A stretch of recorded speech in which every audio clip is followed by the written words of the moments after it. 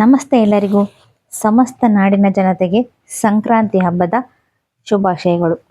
ಏನು ಈ ಸಂಕ್ರಾಂತಿ ಅಂದರೆ ನಾವೆಲ್ಲ ಅದು ತಿಳ್ಕೊಂಡಿದ್ದೀವಿ ಕನ್ನಡ ಪದ ಅಂತ. ಸಂಕ್ರಾಂತಿ ಅಂದರೆ ಸನ್, ಸೂರ್ಯ, ಕ್ರಾಂತಿ ಅಂದರೆ ಬದಲಾವಣೆ. ಸೂರ್ಯ ರಾಶಿಗಳಲ್ಲಿ 12 ರಾಶಿಗಳಲ್ಲಿ ಪ್ರತಿ ತಿಂಗಳು ಒಂದೊಂದು ರಾಶಿಯಲ್ಲಿ ಇರ್ತಾನೆ. ಆ ಬದಲಾವಣೆಗಳನ್ನು ನಾವು ಸಂಕ್ರಾಂತಿ ಅಂದರೆ ಸೂರ್ಯನ ಬದಲಾವಣೆ ಅಂತೇಳಿ ಕರ್ಕೊಳ್ತೀವಿ. ಇದು ಸಂಕ್ರಾಂತಿ ನಿಜವಾದ ಅರ್ಥ. ಹಾಗಾದರೆ ಮಕರ ಸಂಕ್ರಾಂತಿ ಮತ್ತು ಕರ್ಕಾಟಕ ಸಂಕ್ರಾಂತಿಗಳು ಮಾತ್ರ ಯಾಕೆ ಜನಪ್ರಿಯ ಆದವು? ಉಳಿದ ರಾಶಿಗಳ ಬಗ್ಗೆನೂ ಹೇಳ್ಬೋದಿತ್ತಲ್ಲ ಅಂತ ನೀವು ಕೇಳ್ಬೋದು. ಆದರೆ ಸೂರ್ಯ ಆ ರೀತಿ ಬದಲಾದರೂ ಕೂಡ ಅವನ ಪ್ರಭಾವ 6 ತಿಂಗಳುಗಳ ಕಾಲ ಹಾಗೆ ಇರುತ್ತೆ. ಈ 6 ತಿಂಗಳು ಉತ್ತರಾಯಣದಲ್ಲಿ ಇದ್ದರೆ ಇನ್ನು 6 ತಿಂಗಳು ಎಲ್ಲಿರ್ತಾನೆ? ದಕ್ಷಿಣಾಯನದಲ್ಲಿ ಇರ್ತಾನೆ. ಉತ್ತರಾಯಣದಲ್ಲಿ ಬರುವಂತಹ ಸಂದರ್ಭದಲ್ಲಿ ಅವನು ಮಕರ ರಾಶಿಯಲ್ಲಿ ಇರೋದ್ರಿಂದ ಅದನ್ನು ಮಕರ ಸಂಕ್ರಾಂತಿ ಅಂತ ಕರ್ಕೊಂಡ್ವಿ. ದಕ್ಷಿಣಾಯನದಲ್ಲಿ ಬರೋದ್ರಿಂದ ಆ ರಾಶಿಯಲ್ಲಿ ಕರ್ಕಾಟಕ ರಾಶಿಯಲ್ಲಿ ಪ್ರವೇಶ ಆಗೋ ಕಾರಣ ಕರ್ಕಾಟಕ ಸಂಕ್ರಾಂತಿ ಅಂತ, ಅಥವಾ ಕರ್ಕಾಟಕ ಸಂಕ್ರಾಂತಿ ಇರುತ್ತಾ ಅಥವಾ ಮಕರ ಸಂಕ್ರಾಂತಿ ಇರುತ್ತಾ ಅಂತ ನಾವು ಕರ್ಕೊಳ್ತೀವಿ. ನೀವು ಇದನ್ನ ಭೂಪಟದಲ್ಲೂ ಕೂಡ ನೋಡ್ತಾ ಇರ್ತೀವಲ್ವಾ. ಈಗ ಈ ಸಂಕ್ರಾಂತಿ ಹಬ್ಬಕ್ಕೆ ಇರುವಂತಹ ವೈಜ್ಞಾನಿಕ ಕಾರಣ ಆಗಿರ್ಬೋದು, ಅಥವಾ ಸಾಂಪ್ರದಾಯಿಕ ಕಾರಣ ಆಗಿರ್ಬೋದು, ಅಥವಾ ದೈವಿಕ ಕಾರಣಗಳಾದರೂ ಆಗಿರ್ಬೋದು, ಅವನ್ನ ನಿಮಗೆ ತಿಳಿಸ್ಕೊಡೋದಕ್ಕೆ ಇಷ್ಟಪಡ್ತೀನಿ. ಈ ಕಾಲವನ್ನು ಉತ್ತರಾಯಣ ಕಾಲ ಅಂತ ಕರ್ಕೊಳ್ತೀವಿ. ಉತ್ತರಾಯಣ ಅಂದರೆ ಉತ್ತರ ಪ್ಲಸ್ ಅಯನ ಅಂತ, ಅಂದರೆ ಸುತ್ತುವುದು, ಉತ್ತರ ದಿಕ್ಕಿಗೆ ಸುತ್ತುವುದು ಅಂತ ಹೇಳಿ ಅರ್ಥ ಆಯ್ತು ಅಂದ್ಕೊಳ್ತೀನಿ. ಉತ್ತರಾಯಣ ಅಂದರೆ ಉತ್ತರ ದಿಕ್ಕಿಗೆ ಚಲನೆ ಮಾಡುವುದು ಅಂತ ಹೇಳಿ. ಈ ಸಮಯದಲ್ಲಿ ಹಗಲು ಜಾಸ್ತಿ ಇರುತ್ತೆ, ರಾತ್ರಿ ಕಡಿಮೆ ಇರುತ್ತೆ. 6 ತಿಂಗಳ ಕಾಲ ಈ ವಾತಾವರಣ ಇರುತ್ತೆ. ಈಗಿರೋದ್ರಿಂದನೇ ಪರಿಸರದಲ್ಲಿ ಸಸ್ಯಗಳ ಬೆಳವಣಿಗೆಗೆ ಕೂಡ ಇದು ಸಹಾಯ ಆಗುತ್ತೆ. ಅಂದರೆ ಸಸ್ಯಗಳು ಬೆಳೆಯೋದಕ್ಕೆ ಸೂರ್ಯನ ಕಿರಣ ತುಂಬ ಮುಖ್ಯವಾಗಿರುತ್ತೆ. ಆ ಕಾರಣಕ್ಕೆ ಈ ತಿಂಗಳಿನಿಂದ ಏನಾಗುತ್ತೆ? ಸಸ್ಯಗಳ ಬೆಳವಣಿಗೆ ಜಾಸ್ತಿ ಆಗುತ್ತೆ. ನಾವು ಕ್ಯಾಲೆಂಡರಿನ ಹೊಸ ವರ್ಷವನ್ನು ಆಚರಿಸುವವರಲ್ಲ. ಈ ಬದಲಾವಣೆಯ ಸಂದರ್ಭನೇ ನಮ್ಮ ಹೊಸ ವರ್ಷ. ಯಾಕೆಂದರೆ ಪ್ರಕೃತಿಯಲ್ಲಿ ಆಗುವಂತಹ ಬದಲಾವಣೆಗಳು ಬದಲಾವಣೆಗಳು ನಮಗೆ ಹೊಸ ವರ್ಷವಾಗಬೇಕು. ಇದು ಆದಾಗ ಇದಕ್ಕೆ ಉತ್ತರಾಯಣ ಕಾಲ ಅಂತೇಳಿ ಕರ್ಕೊಳ್ತೀವಿ. ಇದಿಷ್ಟು ಒಂದು ಅಂದರೆ ಸೈಂಟಿಫಿಕ್ಕಿಗೆ ರೀಸನ್ ಆದರೆ, ಅಂದರೆ ಬಾಹ್ಯಾಕಾಶಕ್ಕೆ ಸಂಬಂಧಪಟ್ಟಿದ್ದಾದರೆ.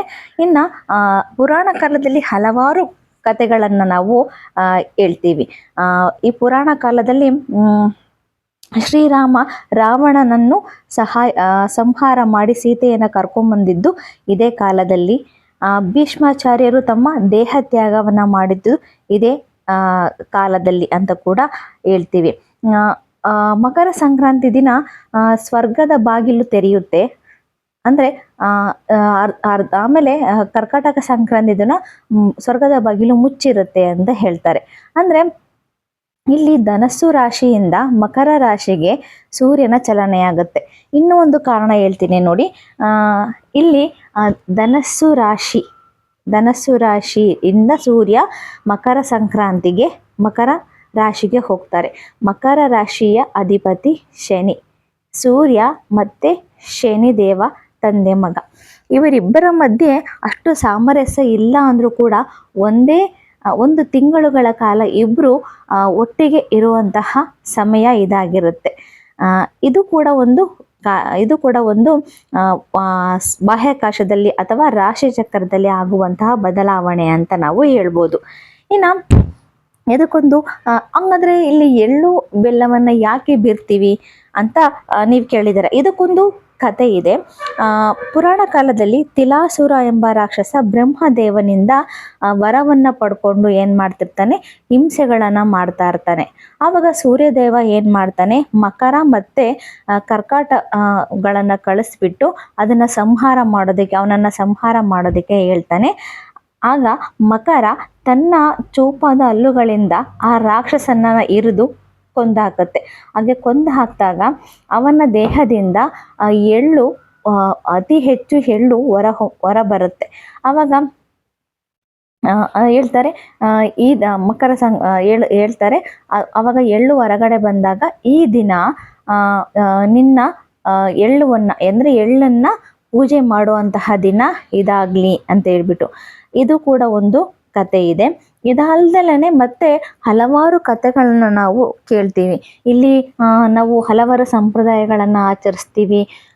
ಈ ಹಬ್ಬ ಬಂತು ಅಂದ್ರೆ ಧಾನ್ಯಗಳ ರಾಶಿಯಾಗಿರ್ಬೋದು, ರೈತ ತಾನು ಬೆಳೆದ ಇಷ್ಟು ದಿನಗಳ 6 ತಿಂಗಳ ಕಾಲ ಶ್ರಮ ಪಟ್ಟು ಬೆವರು ಸುರಿಸಿ ದುಡಿದಂತಹ ಬೆಳೆಗಳನ್ನ ಎಲ್ಲವನ್ನು ರಾಶಿಯಾಗಿ ಪೂಜೆ ಮಾಡ್ತಾನೆ. ಯಾಕೆಂದ್ರೆ ಅದು ನಮಗೆ ದೇವರ ಸಮಾನ ಅಂತೇಳಿ. ಇದನ್ನ ಸುಗ್ಗಿಯ ಕಾಲ ಅಂತ ಕೂಡ ನಾವು ಕರ್ಕೊಳ್ತೀವಿ. ಅವನ್ನ ಎಲ್ಲವನ್ನು ರಾಶಿ ಹಾಕಿ ರಾಶಿ ಪೂಜೆ ಅಂತ ಹೇಳಿ ಮಾಡ್ತಾರೆ. ಧಾನ್ಯಗಳ ರಾಶಿಗೆ ಕೃತಜ್ಞತೆಯನ್ನ ಸಲ್ಲಿಸ್ತಾರೆ, ಭೂಮಿ ತಾಯಿಗೆ ವಂದನೆಯನ್ನ ಸಲ್ಲಿಸ್ತಾರೆ. ಇದು ನಮ್ಮ ಹಿಂದೂ ಸಂಪ್ರದಾಯ. ಇದು ನಮ್ಮೆಲ್ಲರಿಗೂ ಹೊಸ ವರ್ಷ ಆಗಬೇಕು ಅನ್ನೋದು ನನ್ನ ಆಸೆ. ಅದಲ್ಲದೆ ಹೋರಿಗಳನ್ನು ಓಡಿಸ್ತಾರೆ. ಅಂದರೆ ಇಷ್ಟು ವರ್ಷಗಳ ಕಾಲ ಅದು ಹೊಲದಲ್ಲಿ ಶ್ರಮಪಟ್ಟು ದುಡ್ದಿರುತ್ತೆ. ಅದಕ್ಕೆ ವಿರಾಮದ ಸಮಯ ಇದಾಗಿರುತ್ತೆ. ಅದಕ್ಕೆ ಅದನ್ನು ಶುಭ್ರವಾಗಿ ಸ್ನಾನವನ್ನು ಮಾಡಿಸಿ ಅದಕ್ಕೆ ವಿಧ ವಿಧವಾದ ಅಲಂಕಾರಗಳನ್ನು ಮಾಡಿ ಅದಕ್ಕೆ ಭಕ್ಷ್ಯ ಭೋಜನಗಳನ್ನು ಕೊಟ್ಬಿಟ್ಟು ಅದನ್ನು ಅಲಂಕಾರ ಮಾಡಿ ಅದಕ್ಕೆ ಸಂಭ್ರಮವನ್ನು ಮಾಡ್ತಾರೆ. ಹೆಂಗಂದರೆ ಬೆಂಕಿಯನ್ನು ಯಾಕೆ ಆರಿಸ್ತಾರೆ ಅಂದರೆ ಇದಕ್ಕೊಂದು ಸೈಂಟಿಫಿಕ್ ರೀಸನ್ ಇದೆ ನೋಡಿ. ಅಲ್ಲಿ ಹೊಲದಲ್ಲಿ ಎಲ್ಲ ದುಡಿತಾ ಇರಬೇಕಾದ್ರೆ ಅವುಗಳಿಗೆ ಉಣ್ಣೆ ಹಲವಾರು ಕೀಟಗಳೆಲ್ಲ ಅಂಟ್ಕೊಂಡಿರುತ್ತೆ. ಆ ಬೆಂಕಿಯಿಂದ ಆರಿದಾಗ ಆ ಕೀಟಗಳು ಆ ಉಣ್ಣೆಗಳು ಸಾಯುತ್ತೆ ಅನ್ನೋ ಕಾರಣಕ್ಕೋಸ್ಕರ ಬೆಂಕಿ ಹಾಯೋ ಪದ್ಧತಿಯನ್ನು ಜಾರಿಗೆ ತಂದರು. ಇವೆಲ್ಲವೂ ಕೂಡ ಒಂದೊಂದು ರೀತಿ ಎಲ್ಲವನ್ನು ತಗೊಂಡು ನಾವು ಹಬ್ಬವನ್ನಾಗಿ ಆಚರಿಸ್ತಾ ಬರ್ತೀವಿ. ಇನ್ನು ಗಾಳಿಪಟವನ್ನು ಆಚರಿಸ್ತೀವಿ. ಅಂದರೆ ಇಲ್ಲಿ ಬರೀ ಸಂಕ್ರಾಂತಿ ವಾತಾವರಣಕ್ಕೆ ಅಷ್ಟೇ ಅಲ್ಲ, ದೇವತೆಗಳಿಗೂ ಕೂಡ ಇದು ಒಳ್ಳೆಯ ಕಾಲಗಳು. ಅಂದರೆ ಇಲ್ಲಿಂದ ಹಬ್ಬಗಳು ಶುರುವಾಗ್ತಾ ಹೋಗ್ತವೆ. ಅಂದರೆ ಜಾತ್ರೆಗಳು ಶುರುವಾಗ್ತಾ ಹೋಗ್ತವೆ, ದೇವತೆಗಳು ಭೂಮಿಗೆ ಬರ್ತಾರೆ ಅನ್ನೋ ಪದ್ಧತಿ ಇದೆ. ಆ ದೇವತೆಗಳನ್ನು ಆಗಮಿಸೋದಕ್ಕೆ ಬರಮಾಡಿಕೊಳ್ಳೋದಕ್ಕೆ ಈ ಗಾಳಿಪಟಗಳನ್ನು ಹಾರಿಸಿ ಸಂಭ್ರಮಿಸೋ ಪದ್ಧತಿ ಕೂಡ ಇದೆ. ಅವರನ್ನು ಸ್ವಾಗತ ಮಾಡುವಂತಹ ರೀತಿ ಇದಾಗಿರುತ್ತೆ. ಅಲ್ಲದೆ ಎಳ್ಳು ಬೆಲ್ಲವನ್ನು ಬೀರ್ತಾರೆ. ಯಾಕೆ ಎಳ್ಳು ಬೆಲ್ಲವನ್ನೇ ಬೀರ್ತೀವಿ? ಬೇರೆ ಧಾನ್ಯಗಳನ್ನು ಬೆಳೆದಿರ್ತಾರಲ್ವಾ ಅಂತ ನೀವು ಕೇಳ್ಬೋದು. ರಾಗಿ ಬೆಳೆದಿರ್ತಾರೆ, ಭತ್ತ ಬೆಳೆದಿರ್ತಾರೆ. ಇವೆಲ್ಲವನ್ನ ಬಿಟ್ಟು ಬರೀ ಎಳ್ಳು ಬೆಲ್ಲವನ್ನು ಯಾಕೆ ಬೀರ್ತೀವಿ ಅಂತ ನೀವು ಕೇಳ್ಬೋದು. ಈ ಟೈಮಲ್ಲಿ ನೋಡಿರ್ಬೋದು ನೀವು, ನಮ್ಮ ದೇಹ ಡಿಹೈಡ್ರೇಷನ್ ಆಗಿರುತ್ತೆ. ನಮ್ಮ ದೇಹದಲ್ಲಿ ಎಣ್ಣೆಯ ಅಂಶ ಕಡಿಮೆ ಆಗುತ್ತೆ, ಮೈ ಒಡೆಯುತ್ತೆ, ತುಟಿಗಳೆಲ್ಲ ಒಡೆಯುತ್ತವೆ. ಇದಕ್ಕೆ ಕಾರಣ ಏನಂದರೆ ನಮ್ಮ ದೇಹದಲ್ಲಿ ಜಿಡ್ಡಿನ ಅಂಶ ಕಡಿಮೆ ಆಗುತ್ತೆ ಈ ಕಾಲದಲ್ಲಿ. ಈ ಎಳ್ಳಲ್ಲಿ, ಬೆಲ್ಲದಲ್ಲಿ, ಆಮೇಲೆ ಕೊಬ್ಬರಿಯಲ್ಲಿ, ಶೇಂಗದಲ್ಲಿ ಇವೆಲ್ಲದರಲ್ಲೂ ಎಣ್ಣೆಯ ಅಂಶ, ಜಿಡ್ಡಿನ ಅಂಶ ಇರೋದ್ರಿಂದ ಅದು ನಮ್ಮ ದೇಹಕ್ಕೆ ದೊರೆತಾಗ ನಮ್ಮ ದೇಹ ಕೈ ಮೈ ಎಲ್ಲ ಒಡೆಯೋದಿಲ್ಲ ಅನ್ನೋ ಕಾರಣಕ್ಕೋಸ್ಕರ ಅದನ್ನು ಸೇವನೆ ಮಾಡಬೇಕು ಅನ್ನೋ ಕಾರಣಕ್ಕೋಸ್ಕರ ಈ ಪದ್ಧತಿಯನ್ನು ಜಾರಿಗೆ ತಂದರು. ಇದಲ್ದಲೇ ನಾವು ಇನ್ನು ಕಬ್ಬಿಣ ಮತ್ತು ಕಡಲೆಯಲ್ಲಿ ಕಬ್ಬಿಣಾಂಶ ಜಾಸ್ತಿ ಇರುತ್ತೆ. ಈ ಕಾಲದಲ್ಲಿ ನಮಗೆ ಕಬ್ಬಿಣಾಂಶದ ಅವಶ್ಯಕತೆಯೂ ಇರೋದ್ರ ಕಾರಣ ಆ ಕಬ್ಬಿಣಾಂಶ ಸಿಗಲಿ ಅಂತೇಳ್ಬಿಟ್ಟು ಅದರೊಳಗೆ ಬೆಲ್ಲವನ್ನು ಹಾಕೋದಕ್ಕೆ ಶುರು ಮಾಡಿದ್ರು. ಇನ್ನು ಕಬ್ಬಿನಲ್ಲೂ ಕೂಡ ಅಷ್ಟೇ ಪ್ರೋಟೀನ್ ಇರುತ್ತೆ, ಕಬ್ಬಿಣಾಂಶ ಇರುತ್ತೆ. ಅದು ನಮ್ಮ ದೇಹಕ್ಕೆ ಬೇಕಾಗಿರೋ ಕಾರಣ ನಮ್ಮ ದೇಹ ಡಿಹೈಡ್ರೇಷನ್ ಆಗಿರುತ್ತೆ. ಆ ಕಬ್ಬಿನ ರಸ ಕುಡಿಬೇಕು ಅನ್ನೋ ಕಾರಣಕ್ಕೋಸ್ಕರ ಎಳ್ಳು, ಕಬ್ಬು ಇವನ್ನೆಲ್ಲ ಬೀರ್ತಾ ಬರ್ತೀವಿ. ಇವತ್ತೆಲ್ಲ ಆ ಸಂಪ್ರದಾಯಗಳು ಮರೆಮಾಚಿ ಹೋಗುತ್ತಿವೆ. ಈ ಸಂದರ್ಭದಲ್ಲಿ ಅಂಗಳದಲ್ಲಿ ದೊಡ್ಡದಾದ ರಂಗೋಲಿ ಹಾಕ್ತೀವಿ. ಮಧ್ಯ ಒಂದು ಸಗಣಿ ಉಂಡೆಯನ್ನು ಮಾಡಿ ಇಡ್ತೀವಿ. ಇದಕ್ಕೆ ಕೇರಳದ ಕಡೆ ಪೊಂಗಲ್ ಅಂತೇಳಿ ಮಾಡ್ತಾರೆ. ಅದಕ್ಕೂ ಒಂದು ಕಥೆ ಇದೆ. ಬಲಿ ಚಕ್ರವರ್ತಿ ಅನ್ನೋ ರಾಜನನ್ನು ವಿಷ್ಣು ಸಂಹಾರ ಮಾಡಿದಾಗ ಅವನ ಅಹಂಕಾರವನ್ನು ಇಳಿಸಿದಂಥ ಸಂದರ್ಭದಲ್ಲಿ ಬಲಿ ಚಕ್ರವರ್ತಿ ಕೇಳ್ತಾರಂತೆ, ನನಗೆ ಈ ಟೈಮಲ್ಲಿ ಒಂದು ದಿನ ಬಂದು ಹೋಗೋದಕ್ಕೆ ಅವಕಾಶ ಕೊಡು ಅಂತೇಳಿ. ಅಂದರೆ ಎಲ್ಲ ಭೂಮಿಯ ಸಮಸ್ತವನ್ನು ವಿಷ್ಣುವಿಗೆ ದಾರೆ ಎರೆದಿರ್ತಾರೆ ಬಲಿ ಚಕ್ರವರ್ತಿ. ಇವತ್ತಿನ ದಿನ ನನಗೆ ಭೂಮಿಗೆ ಬಂದು ಹೋಗೋದಕ್ಕೆ ಒಂದು ಅವಕಾಶ ಕೊಡು ಅಂತ ಕೇಳಿದಾಗ ಅವರು ಆಯಿತು ಈ ಟೈಮಲ್ಲಿ ನೀನು ಭೂಮಿಗೆ ಅಂದರೆ ಭೂಲೋಕಕ್ಕೆ ಬರೋ ಅವಕಾಶ ಇದೆ ಅಂತೇಳಿ ಹೇಳ್ತಾರಂತೆ. ಅದಕ್ಕೋಸ್ಕರ ಅವನ್ನ ಆಗಮನ ಮಾಡ್ಕೊಳ್ಳೋಕ್ಕೋಸ್ಕರ ಕೇರಳದಲ್ಲಿ ಪೊಂಗಲ್ ಅಂತೇಳಿ ಆಚರಿಸ್ತಾರೆ. ಇವೆಲ್ಲವೂ ಕೂಡ ಒಂದೊಂದು ಇದರಲ್ಲಿ ಒಂದೊಂದು ಹಬ್ಬವನ್ನಾಗಿ ನಾವು ಆಚರಿಸ್ತೀವಿ. ಕೊಡಗಲ್ಲೆಲ್ಲ ಕೊಡಗಲ್ಲೆಲ್ಲ ಇದನ್ನ ತುಂಬ ವಿಜೃಂಭಣೆಯಿಂದ ಆಚರಿಸ್ತಾರೆ. ನಮ್ಮ ಕರ್ನಾಟಕದಲ್ಲಿ, ಆಂಧ್ರದಲ್ಲಿ ಇದರ ಆಚರಣೆ ತುಂಬ ಇದೆ. ಎಷ್ಟು ಮಟ್ಟಿಗೆ ನಾವು ಆಚರಿಸ್ತೀವಿ ಅಂದರೆ ಅದನ್ನು ಹೊಸ ವರ್ಷ ಅಂತಲೇ ನಾವು ಕರ್ಕೊಳ್ತೀವಿ, ಅಷ್ಟರ ಮಟ್ಟಿಗೆ ನಾವು ಆಚರಿಸ್ತೀವಿ.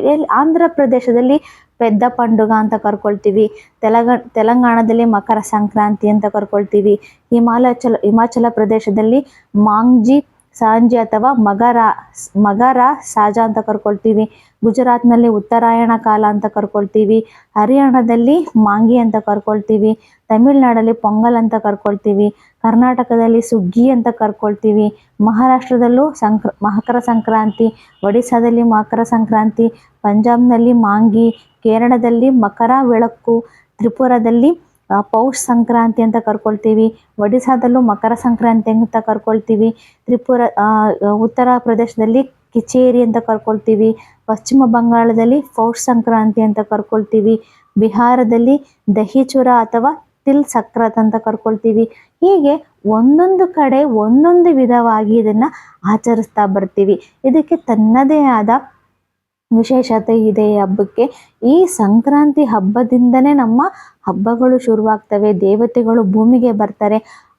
ಅವಾಗಲೇ ಯಜ್ಞ ಯಾಗಾದಿಗಳು ಜಾತ್ರೆಗಳು ನಡೆಯುವಂತಹ ಸಮಯ ಇದಾಗಿರುತ್ತೆ.